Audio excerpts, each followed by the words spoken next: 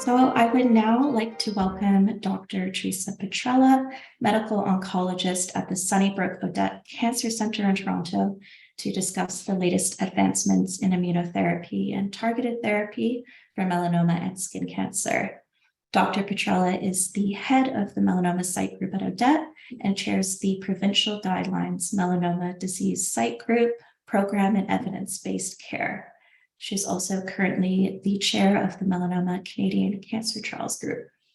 So thank you so much for joining us, Dr. Petrella. Thank you very much. Welcome, everybody. And it's an honor for me to be here to be able to talk to you about melanoma and non-melanoma skin cancer and what new treatments we have available and an update on what's happening in these areas. So just to give you a little bit of an outline of what I hope to talk about tonight, first, just a little bit of introduction on what the current treatments are in melanoma. And then we're going to talk a little bit about clinical trials and why they're important. And then we're going to talk about how we stage melanoma, because I get asked all the time, what stage am I? And we're going to go through that. And then what the current adjuvant treatment is for melanoma and what some of the updates and new information is in that area, as well as updates in the metastatic treatment of melanoma, and then updates on the non-melanoma skin cancers.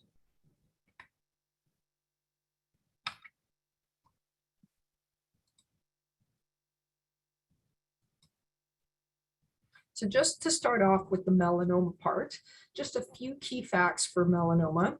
As many of you know who have been through this process, it is a multidisciplinary approach. So if you're seen at the Odette or some other cancer center, often you'll be seen by the medical oncologist, the surgeon, the dermatologist, and sometimes even the radiation oncologist, depending on your situation. As Abby mentioned as well, thankfully, most melanomas are found early and the main treatment is surgery, and the survival rates are quite high in that situation. Metastatic disease is thought to be generally incurable. However, given all our new treatments, this is up for debate. And until 2011, the only treatment we had available was DTIC or dacarbazine chemotherapy that was being used since the 1970s. And now we have many immunotherapies and targeted therapies that are available. Also, in the last 10 years, there's been a development of molecular classification for melanoma. And what this is we look for markers that are found on the melanoma tumor cells themselves. And these markers give us an idea of what kind of therapies may work better to treat the melanoma. And about 40 to 45% of melanoma tumor cells will have a BRAF marker, about 20% will have an NRAS marker, and about 8% will have a CKIT marker. And these are more often the mucosal melanomas and the acromelanomas, which are either the ones that are found in the mouth or the sinus cavity, or in the anal cavity or vaginal cavities, as well as those that are found under the nails or in the soles and palms.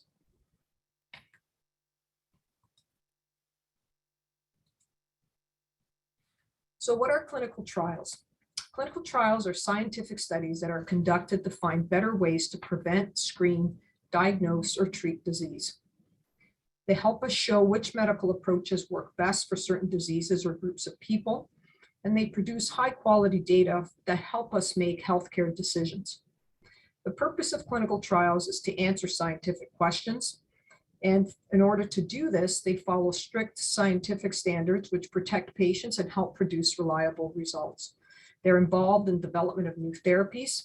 They help us figure out what doses of new drugs should be used. And they help us also learn about the side effects of these new drugs. And so these are important. And if you have the opportunity to participate in a clinical trial, or you're seeing your oncologist or any of your doctors, you can always ask about, are there any clinical trials that are available for me? Because it may give you access to some new therapies that are up and coming. There are basically three different types of clinical trials. The first one is what we call the phase 1 clinical trial. And these are the first trials that are done on human subjects. Often these trials will involve multiple different tumor types. And the goals of these early studies are to find the dose of the drugs, what the side effects are, and to screen a variety of agents for any evidence of any anti-cancer activity. These trials do not contain placebo. So for instance, an example of this type of trial would be if we were testing out a new drug, we would test it on a whole bunch of different cancers, such as lung cancer, melanoma, colon cancer, etc. And we would see which of those tumor types would respond to this drug. And then they would go on to do what's called a phase 2 trial, where we would take those patients that were that group of patients that we thought was responding best to that drug and open up a much bigger trial in that area for that specific disease. And then we would be able to assess more appropriately what the response is in that group of patients, what the side effects are in that group of patients, and what the survival or efficacy of that treatment would be. And also usually in this group, in this type of trial, often all the participants will get the drug. Sometimes these trials are also randomized against other treatments. Often they do not contain placebo. And then the phase 3 are the large clinical trials that are often done.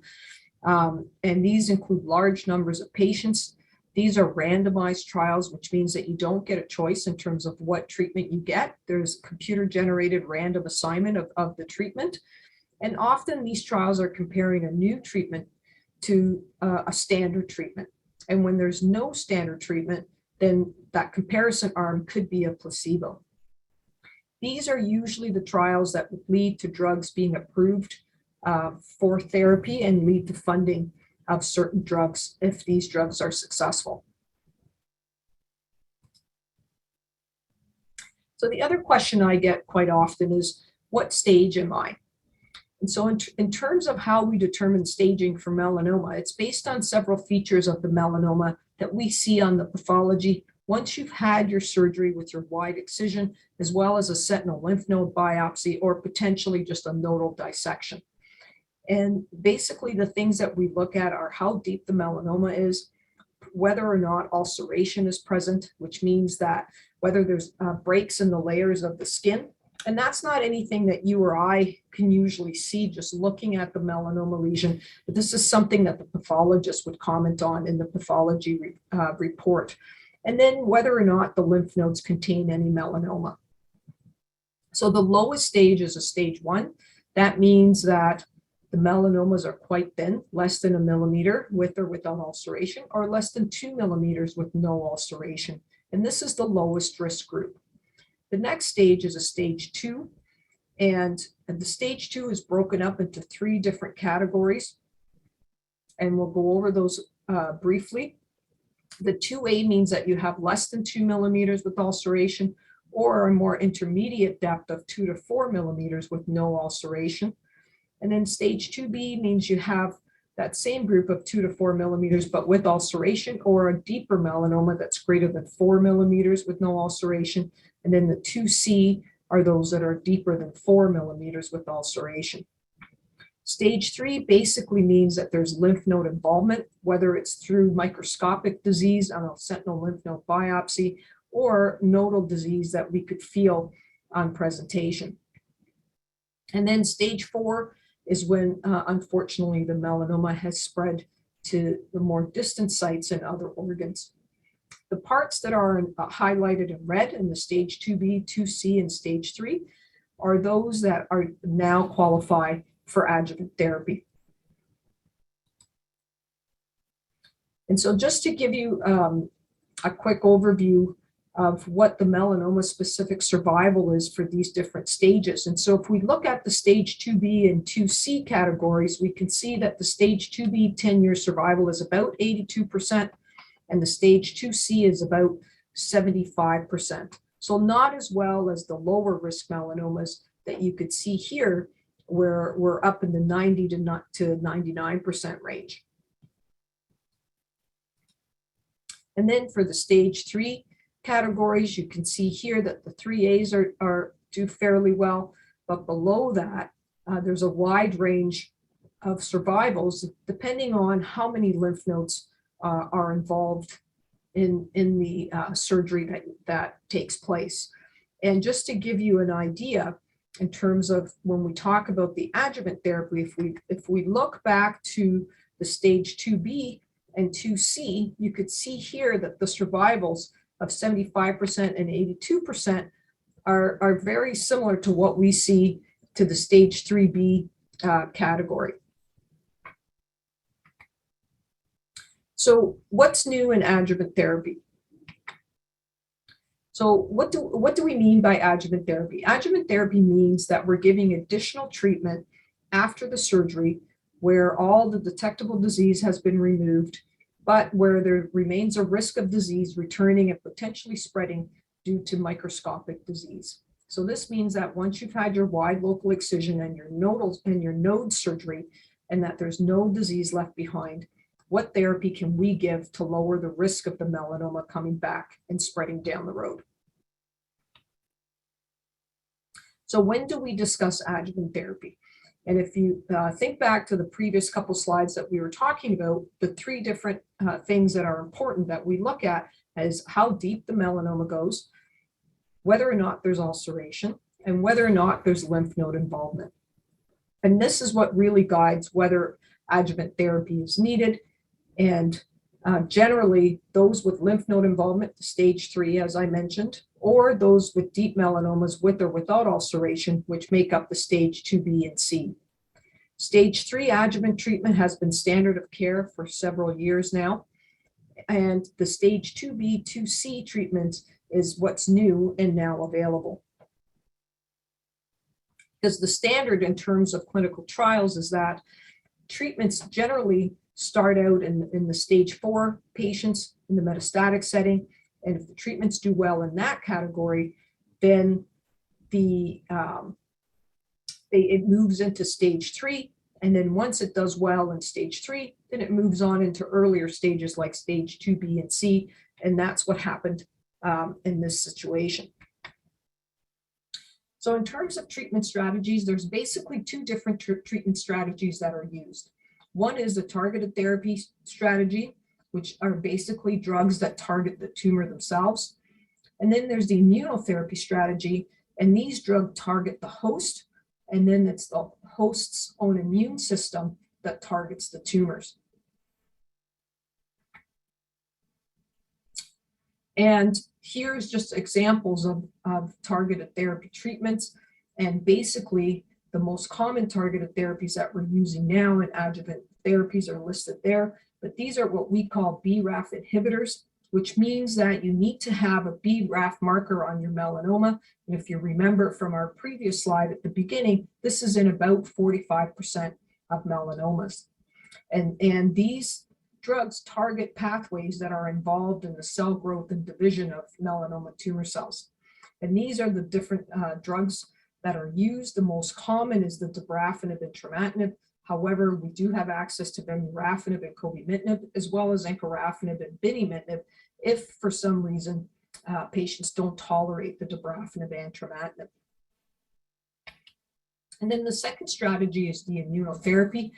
And as I mentioned, the immunotherapy targets the host, and then it's your own immune system that targets the tumor cells. And there are now 3 different immunotherapies that are available: ipilimumab or Yervoy, pembrolizumab or Keytruda, nivolumab or Opdivo, and also a combination of 2 drugs, the nivolumab and ipilimumab. So what's the current Canadian status in terms of how we use adjuvant treatment in melanoma? So we now have 3 new treatments that are available: nivolumab that we use in stage 3, pembrolizumab is used in stage 2 and 3, and dabrafenib and trametinib is used in stage 3. There are ongoing clinical trials that are looking at targeted therapies such as dabrafenib and trametinib or encorafenib and binimetinib in the stage 2, and those trials are currently ongoing. High-dose interferon is a drug that we used years ago, and it's still approved for the use of adjuvant treatment in high-risk melanoma. However, we no longer use it, as the drugs that are available now are much, much better. And interferon had a low benefit and a really high rate of side effects. And so for that reason, we really don't use it anymore. Radiation is still used, and radiation is a local treatment, and it's used to decrease the risk of melanoma recurring locally. And so this can be used often where there's multiple lymph nodes that are involved, where there's large lymph nodes that are involved, or where there's what's called extranodal extension, which means that the melanoma cells were able to break through the lymph node and are on the outside of the lymph node and the tissue surrounding the lymph nodes. So how do we decide which treatment is best for a certain person? Well, as I mentioned, one of the first things we do is we look at whether or not the BRAF marker is there. If the BRAF marker is positive, then you would have the opportunity to either get dabrafenib and trametinib or immunotherapy. Dabrafenib and trametinib are pills that are taken every day for a total of 1 year of therapy. The clinical trials that were done looking at dabrafenib and trametinib showed that there was a 50% reduction in risk of developing recurrence or distant metastases. And the most updated information that we have is that after 5 years of follow-up in these patients on the clinical trials, and the percentage who were still alive without recurrence was 52% for dabrafenib plus trametinib and 36% for those that had received placebo. Generally, these drugs are fairly well tolerated. The most common side effects that we see are fever and chills, a rash, sometimes itchy skin, sometimes diarrhea, fatigue. It can affect the heart in terms of the pumping mechanism of the heart, and it can cause inflammation in the back of the eyes. However, both of those things are quite rare and happen in about 1 to 2% of patients. As I mentioned, immunotherapy is also an option if you have a BRAF marker, and we wouldn't use it if there was autoimmune diseases that were not well controlled. And by autoimmune diseases, I mean things such as rheumatoid arthritis, psoriasis, multiple sclerosis, Crohn's disease, etc. And then if you did not have the BRAF marker or this marker, what we call was negative, then the pills aren't going to work, and the dabrafenib and trametinib would not be used in this situation, and then we would be left with using immunotherapy. So the immunotherapy is given intravenously every 2 to 3 weeks, depending on which drug we use, for a total of 1 year. And we either use pembrolizumab, which is every 3 weeks, or nivolumab, which is every 2 weeks. In the clinical trials that were done using these different drugs, it was shown that there's a 40% reduction in risk of developing the recurrence of the melanoma or developing distant metastases, which means that the melanoma has spread to other organs. And the most up-to-date information we have at 3 years for those patients who were on pembrolizumab compared to placebo is that there were almost 64% of patients that were still recurrence-free and doing well, compared to 44% of patients who had received placebo. Now, the side effects to immunotherapy are unique and very different than what you're used to hearing about in terms of chemotherapy. You're used to hearing about how people are sick and nauseous and vomiting and losing their hair on chemotherapy. Well, the side effects to these drugs are very different. Generally, immunotherapy is very well tolerated on a day-to-day basis. The most common side effects on a day-to-day basis are skin rash, itchy skin, sometimes flu-like symptoms after you've had the injection, lasting for a few days afterwards, and fatigue. And then the other things that we look for are what we call immune-related side effects. The most common immune-related side effect is effect on your thyroid. Often your thyroid will become underactive, which means that it's not making enough hormone. And that happens in about 25% of patients. And that we would treat with thyroid medication. But really, the immune-related side effects can affect any part of the body. And as I mentioned earlier, the way these drugs work are by using your own immune system to go after the cancer cells. So once your immune system and all the cells in your immune system are all revved up and in overdrive in your body, sometimes they can cause inflammation in other parts of your organs. The more common things that we see are lung inflammation, which is called pneumonitis, hepatitis, which is liver inflammation, colitis, which is inflammation of your bowel, which is a severe diarrhea, type 1 diabetes, which affects your pancreas, and that's quite rare, happens in less than 1%. And then effects on the heart, which is also quite rare, less than 1%, or effects on your nervous system. The risk of developing any of the other things like pneumonitis, hepatitis, or colitis is only about 2 to 3%. So what's new now is the adjuvant treatment for stage 2. This is new and available through a compassionate program from Merck, as it's not yet funded by the Ministry of Health, though it's been approved by Health Canada for use in stage 2B and 2C melanomas. It's exactly the same treatment that we would give for stage 3. It's 1 year of pembrolizumab given through the intravenous every 3 weeks for a total of 18 treatments. And the clinical trials that were done looking at pembrolizumab in the stage 2 patients, they saw that at 18 months, patients were 86% of patients were recurrence free in the pembrolizumab arm compared to 77% in the placebo group. And this translated to a 40% reduction in risk of developing recurrence or distant disease, which is very similar to what we saw in the stage 3 patients. And the side effects of pembrolizumab are the same as what we basically just talked about in the previous slide. So in terms of what's there in the future of adjuvant therapy, so there are the combination of therapies that are now being studied in clinical trials, looking at other parts of the immune system and other checkpoints in the immune system, such as LAG-3 and TIGIT, and those we will be seeing in the near future. The other thing that's coming that will most likely cause a change in the next couple of years is what we call neoadjuvant therapy. And basically what neoadjuvant therapy is that we would give the intravenous treatments up front or the pills, the brafenib and trametinib up front for either between 2 to 4 cycles. And then you would go on to have surgery. And then following surgery, you would continue on to receive ongoing treatment for a total of 1 year. The standard currently is that you have your surgery first, and then once you're healed, you go on to receive adjuvant therapy. There was a recent trial that was presented that showed a benefit of giving the pembrolizumab immunotherapy up front prior to the surgery compared to after the surgery, which is our standard treatment. And what they saw that there were 72% of patients compared to 49% of patients that were disease-free at 24 months if they received upfront therapy.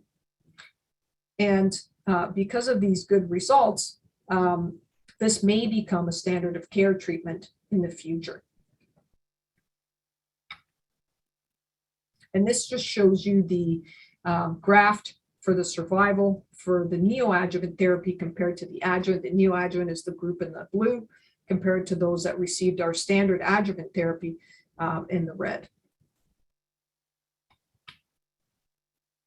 So with that, we're just going to switch gears a little bit and talk about what's new in metastatic therapy, some updates and some new data, and then I will just touch briefly on uveal melanoma and what new treatment we have in that area. So I just wanted to show this to give you a sense of the evolution of melanoma treatments in Canada. And as I mentioned in one of the previous slides, since 2011, there's been a lot of change in how we treat melanoma and the number of drugs that we have available, both in the adjuvant and metastatic setting. You could see here, starting in 2012, we have started having approval of some of the targeted therapies and also ipilimumab. And this ongoing for the the targeted therapies are up top and the immunotherapies are on the bottom. And you could see here that almost on a yearly basis, we had new drugs approved for the treatment of melanoma. And so because of that, we like to call this the era of hope. Since 2011, we now have 7 drugs that have shown an improvement in overall survival that have been approved for the treatment of metastatic melanoma. As I mentioned earlier in the targeted therapy slide, these are the 3 targeted therapies that are approved for the treatment of BRAF positive melanoma. And then we have the various immunotherapies that are approved as well, including the combination immunotherapy that we'll talk about. So this is just a schematic showing how we treat metastatic melanoma currently. So the first thing we always want to know is whether or not there's a BRAF marker. And always patients have the available, if they have, sorry about that. If we have the availability of a clinical trial that is appropriate and available for patients, we always would discuss the availability of clinical trials throughout all of this.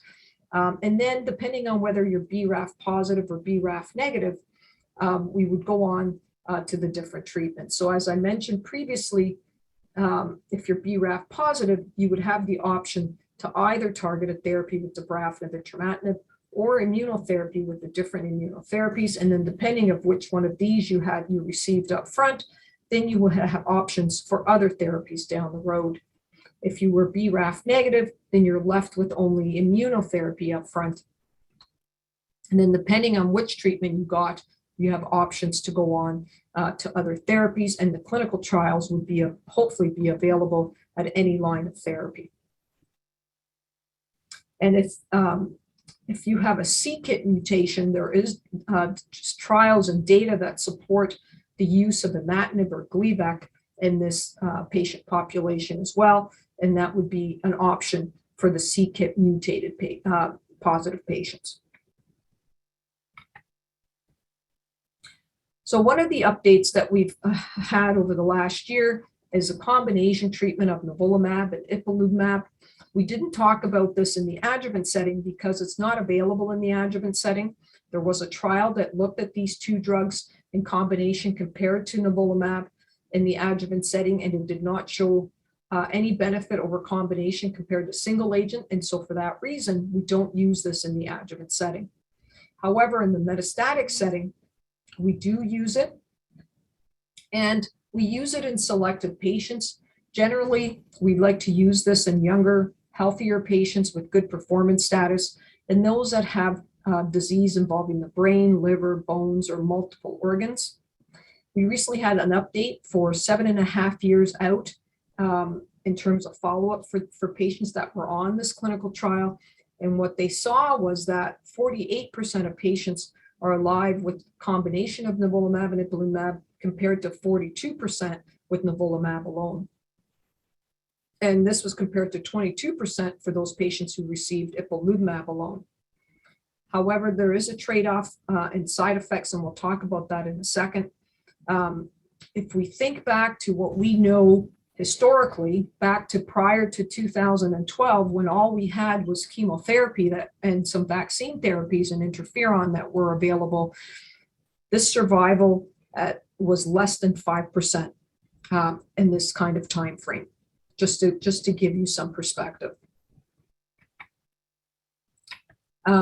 In terms of the side effects for the nivolumab and ipilimumab, very similar to what we talked about with the single agent immunotherapies. The side effects, to be honest, with all the immunotherapies are very similar. The difference between the combination and the single agent immunotherapy is that there's a much higher chance of getting the side effects, and often the side effects can be more severe, and often you get multiple immune related side effects with the combination of nivolumab and ipilimumab. And so in terms of new therapies in the metastatic setting, there are many new therapies with other checkpoint inhibitors or other areas affecting the immune system. One of these is the LAG-3, which is another checkpoint in the immune system. And there was a recent clinical trial looking at the combination of relatlimab with nivolumab. And what they saw was that at 12 months, patients who had received relatlimab with nivolumab did better. 47.7% versus 36%. And this, because of that data, this was recently approved by the FDA and is currently in review with Health Canada. They saw that this combination was better than nivolumab alone. They also saw that there were less side effects than our current combination of nivolumab plus ipilimumab, and which means that hopefully we can use this combination in more patients. and hopefully this will be available in the near future for us to use. And I also just wanted to do a quick update on uveal melanoma. And as many of you may know, uveal melanoma is a rare form of melanoma. It makes up less than 5% of all melanomas. In Canada, it's approximately 200 cases per year, or about 4 cases per million people. Unfortunately, 50% of those who have uveal melanoma will develop distant disease. The majority of this occurs in the liver, and about only 50% survive to 1 year. Chemotherapy has a limited effect. Our current treatments with immunotherapy, whether it's nivolumab or pembrolizumab, has very low response rates, about 5% of patients. Combination immunotherapy, though that we see some dramatic responses, the overall responses are only in about 12% of patients. So we definitely need some new therapies to treat uveal melanoma. And there is a new therapy that was just approved by Health Canada for the treatment of metastatic uveal melanoma called tebentafusp or Kimtrac. Now, they keep making these names harder and harder to pronounce. This drug is given in specialized centers because the first 3 doses are generally need to be given in the hospital. And this is due to the toxicity that you can get from this drug, mostly what's called a cytokine release syndrome, where you can get low blood pressure and fevers and can affect many of your organs. And in order to qualify to receive this drug, you need to have HLA typing done, which is a blood test, and you need to have a specific type, which is the HLA-0201 positivity. And this is positive in about 45% of melanoma patients. The benefit of this drug, when they looked at this drug, the tebentafusp, compared to either immunotherapy or chemotherapy, which was called the control arm, they saw that overall survival at 1 year was 73% in the tebentafusp group, compared to 59% in the control group, which is a big breakthrough for uveal melanoma. So just to summarize, we've come a long way in the last 10 years. There's been new therapies in both adjuvant and metastatic setting. We talked about the importance of clinical trials, and the advancement in terms of our treatments are really due to clinical trials. There's be some new therapies and approaches in the near future, so stay tuned. One of those that we talked about was the neoadjuvant therapy. And we also now have a treatment that improves survival in metastatic uveal melanoma. The goal is to keep developing therapies that help patients live longer with less side effects. So with that, we're going to switch over to non-melanoma skin cancer, and we're going to quickly talk about basal cell carcinoma, squamous cell carcinoma, as well as briefly on Merkel cell carcinoma and what's new and what we're using for treatments. So non-melanoma skin cancer is the most common cancer that's diagnosed in Canadians.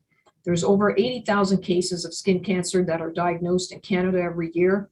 Basal cell is the most common, and then squamous cell is the second most common. And if we compare this, just to give you an idea, last year there were about 8,500 melanoma cases that were diagnosed in Canada. The risk factors are similar to what we see for melanoma.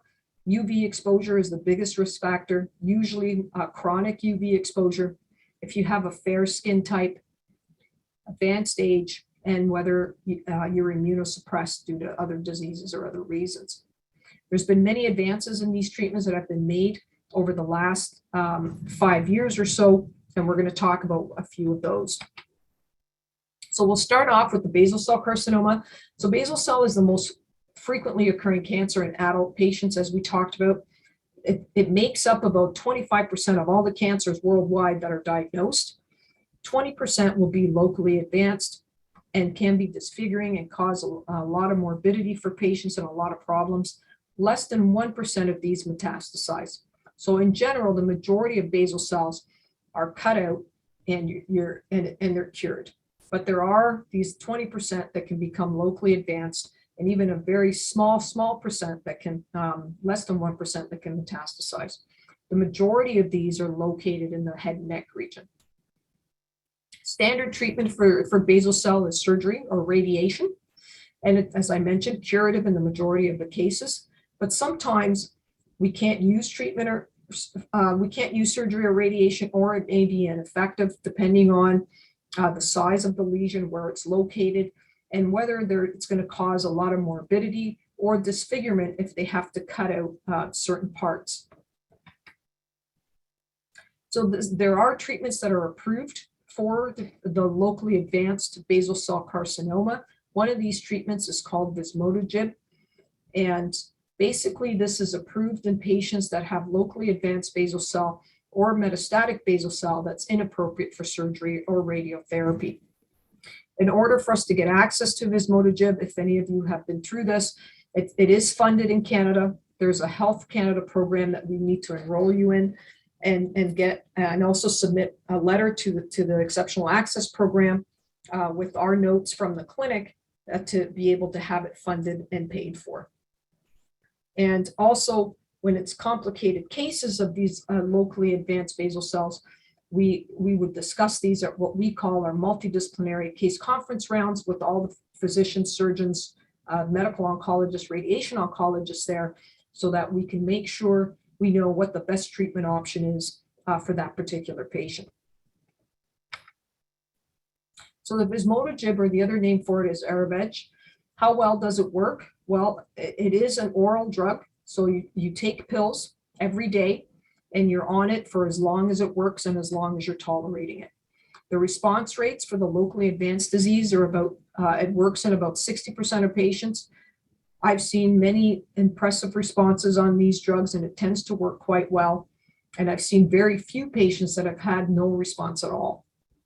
And about 48% if the basal cell is metastatic. The most common side effects on this drug are muscle cramps, hair loss or hair thinning, loss of taste, and because of that, often loss of appetite and weight loss and fatigue. And this can sometimes be managed by altering the schedule of the drug. Now we've also moved into immunotherapy for the treatment of basal cell carcinoma. As you know, we've had great success with immunotherapy in melanoma, and it's now moved into the non-melanoma skin cancer realm. So in terms of the basal cell carcinoma, there's been case reports in series with pembrolizumab, and the response rate is about 40%. Cemiplimab, which is also another immunotherapy similar to pembrolizumab and nivolumab, there was a study that looked at this. And this study looked at patients who could not tolerate vismodegib because of the side effects, or they had progressed on the vismodegib after being on the drug for a period of time. The cemiplimab is given intravenously every 3 weeks, and we now have access as part of compassionate program for cemiplimab in patients that do not tolerate vismodegib, or if you progress on vismodegib.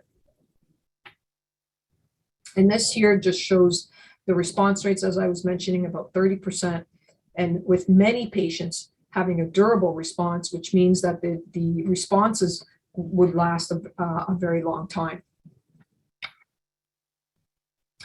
In terms of the cutaneous squamous cell carcinomas, or the squamous cell carcinomas, as I mentioned previously, this is the second most common skin cancer after the basal cell. Same risk factors in terms of the chronic sun exposure, advanced age, fair skin, and immunosuppression. Like basal cell, the majority of these are going to be cured with surgery alone. However, there's less than 5% of these cancers that are going to be locally advanced or metastatic and are not going to be amenable to surgery or radiation. So for those patients, for those cancers that we cannot use surgery or radiation, then the option is to either treat with chemotherapy. And the chemotherapies that are generally used are what we call cisplatin or carboplatinum-based regimens. The response rates are quite high with these regimens, over 50%. However, the majority of responses only last for several months, and then patients would progress on chemotherapy. The other issue with using chemotherapy is that often patients who get squamous cell carcinomas, just like the basal cells, are often elderly, and their performance status may not be as good, and have a difficult time tolerating chemotherapy. Another drug that we use is called cetuximab, and their response rates are about 30% with a control rate of about 70%. But there is toxicity involved with the cetuximab as well, and often it's difficult for older patients to tolerate. Cemiplimab, which is an immunotherapy drug that you just heard about, we use in basal cell, was approved and funded last year for the use in squamous cell carcinoma. And so this was a study that led to the approval of cemiplimab, both by the FDA and by Health Canada, and we now use it to treat locally advanced or metastatic squamous cell carcinoma when we know that there's no role for radiation or surgery. And here I'll just draw your attention to the numbers that are highlighted in red. In general, the overall response rates are about 50%, with the disease control rate being over between 70 and 80%. So the patients on these drugs tend to do quite well, and the duration of responses are quite long. You can see here there's more than 60% of patients that are still doing well in these treatments well beyond 3 years. And here is just to highlight when they did longer follow-up of patients on this clinical trial, what they saw was that there was about 17% of patients that had a complete response, which means that all their cancer disappeared. So for patients with advanced squamous cell carcinoma, cemiplimab achieved a response rate of about 46% with a complete response rate of 17%. And I can tell you, I've used this drug quite often in this setting, and I've seen some very impressive responses. And what they saw also with longer follow-up was that sometimes it takes a long time to see this complete response. And the median time was about 11 months. The other thing that's evident using immunotherapy is that the duration of response and the overall survival are much longer than what we're used to seeing with chemotherapy or with the cetuximab.